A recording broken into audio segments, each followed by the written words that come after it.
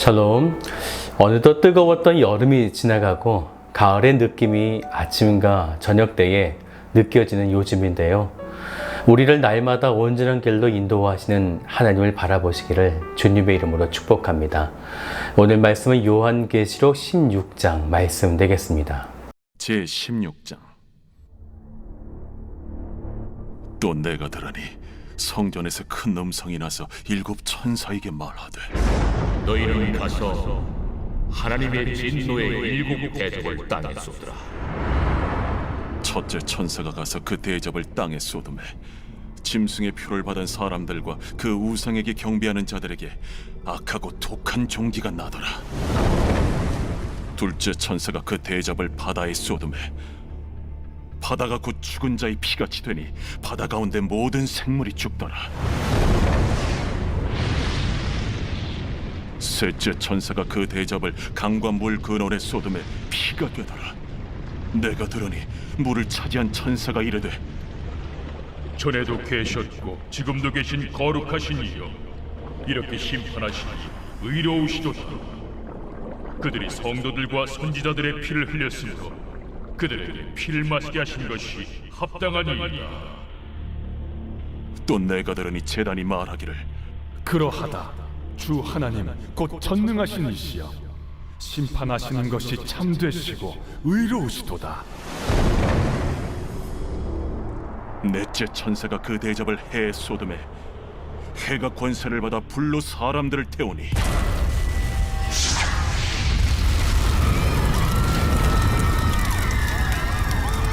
사람들이 크게 태움에 태워진지라.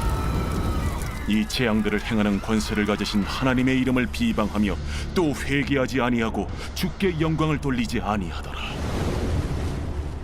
또 다섯째 천사가 그 대접을 짐승의 왕좌에 쏟으니 그 나라가 곧 어두워지며 사람들이 아파서 자기 혀를 깨물고 아픈 것과 종기로 말미암아 하늘의 하나님을 비방하고 그들의 행위를 회개하지 아니하더라. 또 여섯째 천사가 그 대접을 큰 강 유브라데에 쏟음에 강물이 말라서 동방에서 오는 왕들의 길이 예비되었더라. 또 내가 보매 개구리 같은 새 더러운 영이 용의 입과 짐승의 입과 거짓 선지자의 입에서 나오니 그들은 귀신의 영이라. 이적을 행하여 온 천하 왕들에게 가서 하나님 곧 전능하신 이의 큰 날에 있을 전쟁을 위하여 그들을 모으더라. 보라, 내가 도둑같이 오리니 누구든지 깨어 자기 옷을 지켜 벌거벗고 다니지 아니하며 자기의 부끄러움을 보이지 아니하는 자는 복이 있도다. 새 영이 히브리어로 아마겟돈이라 하는 곳으로 왕들을 모으더라. 일곱째 천사가 그 대접을 공중에 쏟음에 큰 음성이 성전에서 보좌로부터 나서 이르되, 되었다. 번개와 음성들과 우레소리가 있고 또 큰 지진이 있어 얼마나 큰지 사람이 땅에 있어 온 이래로 이같이 큰 지진이 없었더라. 큰 성이 세 갈래로 갈라지고 만국의 성들도 무너지니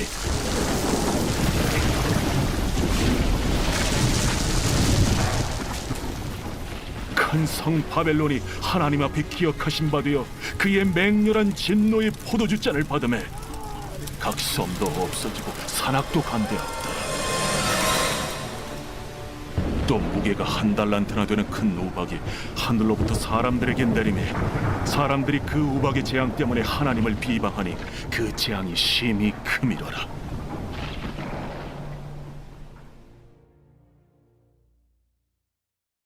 지금까지 우리는 일곱 인의 재앙 또한 일곱 나팔의 재앙, 이제 16장부터는 일곱 대접의 재앙의 예언을 보게 될 텐데요. 일곱 인의 재앙은 전체 4분의 1에 해당되었다면 일곱 나팔은 전체의 3분의 1이 재앙과 심판을 받게 됩니다. 그런데 일곱 대접에서는 모두에게 다 그 심판이 임하는 전면적이고 최종적 심판이 되는 것이죠. 그래서 인과 나팔은 다시 돌아가면, 즉 회개하면이라는 경고성의 재앙이었다면 일곱 대접은 완전히 그 성격이 다릅니다. 회개의 문이 닫힌 뒤에 임하는 심판이 되어진다는 거죠. 그래서 우리가 어제 보았던 요한계시록 15장 8절 말씀 보면 일곱 천사의 일곱 재앙이 마치기까지는 성전에 능히 들어갈 자가 없더라. 하늘에 하나님의 영광의 연기가 가득 차 이 재앙이 끝날 때까지 아무도 들어갈 수 없다. 즉 중보 사역을 통한 회개 문이 닫힌 뒤에 쏟아지는 이 일곱 대접의 재앙이 된다라는 것입니다. 그러면 누가 이 무시무시한 재앙, 이것의 대상자가 될 것인가? 성도들은 이 말씀을 반드시 기억해야만 합니다. 2절을 보세요. 첫째 천사가 가서 그 대접을 땅에 쏟음에 짐승의 표를 받은 사람들과 그 우상에게 경배하는 자들에게 악하고 독한 종기가 나더라. 성도가 아니라 누구입니까?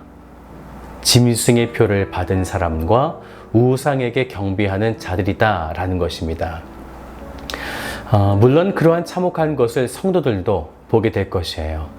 이웃의 친구들도 이 재앙을 당하게 될 것이고요. 심지어 나의 사랑하는 가족 중에 누구도 이 재앙을 당하게 될 것입니다. 그래서 성경은 이 재앙의 대상자들을 엄격히 분리해놓고 있다는 거죠. 그래서 성도에게도 고통스러운 것입니다. 이제 7개의 대접이 하나씩 쏟아지게 되는데요. 하나님은 이 재앙을 이스라엘 백성들이 출애굽할 때에 애굽에 내려졌던 그 재앙들로 다시금 재현하시게 되는데요. 그래서 첫 번째 천사는 출애굽 당시 있었던 악성 독정의 재앙을 이제 이 땅 가운데 행하게 되는데 3절부터 둘째 천사가 대접을 쏟을 때에는 출애굽 때의 첫 번째 재앙이었던 바다와 강이 피가 되는 재앙이 일어나게 됩니다. 이때 셋째 천사가 세 번째 대접을 부을 때에는 이 피의 재앙을 좀 더 심하여 강하게 재앙을 내리게 됩니다. 그런데 이 세 번째 대접이 쏟아지고 나서 갑자기 천사의 고백이 성경에 등장하는데 아주 중요한 고백입니다. 5절을 보세요. 내가 들으니 물을 차지한 천사가 이르되 전에도 계셨고 지금도 계신 거룩하신 이여 이렇게 심판하시니 의로우시도다. 하나님의 심판이 의로우시다라는 거죠.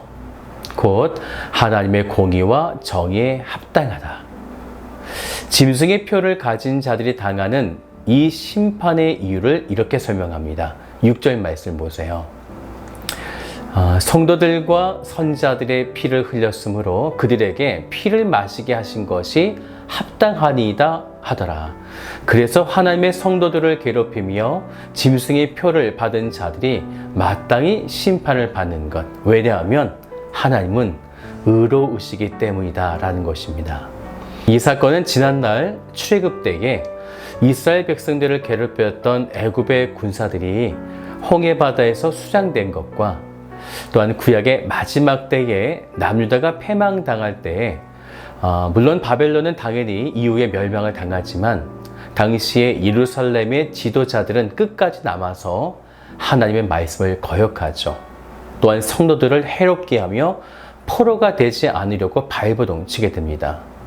결국 위의 말씀처럼 남유다의 멸망에 큰 영향을 미쳤던 것은 열왕기하 24장 4절을 보면 므낫세 왕의 무자비한 피 때문이다 이렇게 말씀하는데 곧 성도들의 피를 흘렸다는 이유로 심판을 받게 된 것이죠. 하나님은 의로우시기에 이 마지막 때에 반드시 하나님을 저항하는 세력들이 심판의 대상이 된다는 것입니다. 이렇게 하나님의 정의를 말씀하신 이후에 다시 네 번째 천사가 대접을 쏟게 됩니다. 8절을 같이 보죠. 넷째 천사가 그 대접을 해에 쏟음에 해가 권세를 받아 불로 사람들을 태우니. 그런데 이때에 9절의 말씀을 보면 이 짐승의 표를 받은 사람들이 하나님께로 돌아가고 회개를 해야 하는데 여기까지 심판을 보고서도 하나님의 이름을 비방하며 또 회개하지 아니하고 주께 영광을 돌리지 아니하더라 라는 것이죠. 이제 다섯 번째 천사가 그 다섯 번째 대접을 짐승의 왕자에 쏟게 되어지는데요. 그때 출애굽 때에 재앙처럼 흑암이 이 땅 가운데 임하게 됩니다. 그럼에도 반복해서 말씀하고 있는 것은 이 짐승의 표를 받은 사람들은 11절을 보세요. 하늘의 하나님을 비방하고 그들의 행위를 회개하지 아니하더라. 반복적으로 보여주고 있는 것이죠. 이들의 태도와 모습을요. 그리하여 6번째 대접이 부어질 때에는 출국 당시에 있었던 개구리의 형상을 한 우리 13절 말씀이에요. 또 내가 보매 개구리 같은 새 더러운 영이 용의 입과 짐승의 입과 거짓 선자의 입에서 나오니 그들은 귀신의 영이다 라는 거죠. 귀신은 미혹하는 영이죠. 그래서 짐승의 표를 가진 자들을 미혹하여 무엇을 하게 만드냐면 하나님과 큰 전쟁을 하기 위하여 온 천하의 왕들을 모으더라 라는 것입니다. 그리하여 16절인데요. 새 영이 히브리어로 아마겟돈이라고 하는 곳으로 왕들을 이렇게 그들을 모이게 만듭니다. 바로 이곳에서 최후의 전쟁이 펼쳐지는데 이 아마겟돈은 눈에 보이진 장소가 아니고 사건으로 해석하는 것이 좋습니다. 그런데 이런 상황 속에 갑자기 예수님의 음성이 울려 퍼지기 시작하는 거죠. 15절 말씀을 보세요. 보라, 내가 도둑같이 오리니 누구든지 깨어 자기 옷을 지켜 벌거벗고 다니지 아니하며 자기의 부끄러움을 보이지 아니하는 자는 복이 있도다. 그러면서 이제 마지막 7번째 대접이 쏟아지게 됩니다. 이때에 17절을 보면 큰 음성이 성전에서 보호자로부터 나서 이르게 되어지는데 뭐라고 말씀하시게 되냐면 17절 마지막을 보세요. 되었다 하시니 라는 거죠. 예수님께서 십자가에서 죽으실 때 하셨던 말씀 기억하십니까? 다 이루었다. 이 말씀이 마지막 7대접이 부어질 때에도 곧 승리의 깃발이 높이 세워진 그때에 다 이루었다, 되었다 라고 선포하셨다는 것입니다. 이때에 큰 지진하고 우박이 내리고 번개와 우레소리가 나는데 마치 예수님이 십자가에서 죽으실 때의 장면과 비슷한 현상이 일어나게 되어진 것이죠. 이렇게 7대접이 다 쏟아질 때에 세상을 보십시오. 19절부터 20절까지예요. 큰 성이 세 갈래로 갈라지고 만국의 성들도 무너지니 큰 성 바벨론이 하나님 앞에 기억하신 바 되어 그의 맹렬한 진노의 포도주 잔을 받음에 각 섬도 없어지고 산악도 간데 없더라. 그럼에도 불구하고 이 짐승의 표를 받은 자들은 이 최후의 심판 앞에서도 마지막 말씀을 보니까 하나님을 비방했다라는 것입니다. 그래서 악한 자가 되는 것입니다. 끝까지 하나님의 정의와 그분의 의로우심 앞에 설 수 없는 자. 하지만 성도는 어떻습니까? 예수 그리스도의 십자가의 은혜로 하나님의 의로우심 앞에 설 수 있는 자, 바로 그들이 성도가 됩니다.